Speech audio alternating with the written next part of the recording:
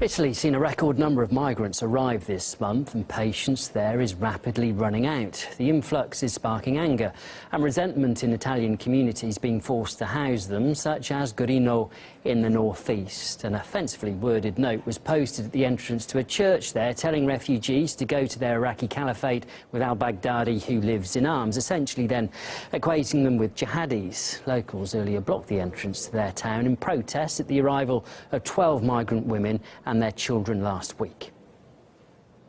We're not protesting because we're racists.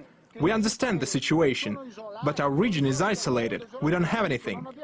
We've been developing an area to attract tourists, but tomorrow we won't have this place because it was given to migrants. Is this normal? It's the only place people can stay when they visit the seaside. This is absurd.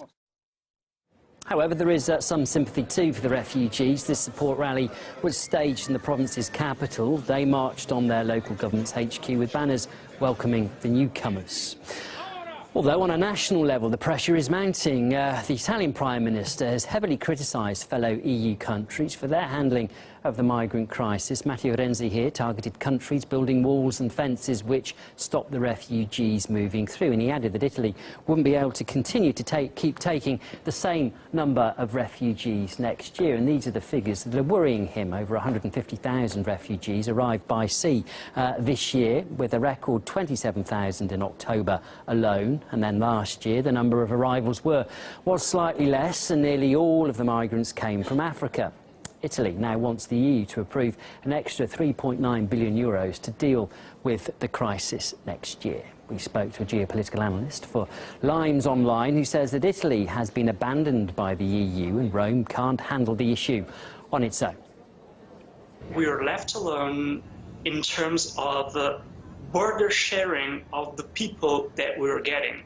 Angela Merkel has been paying a heavy political price for opening up doors to the refugees.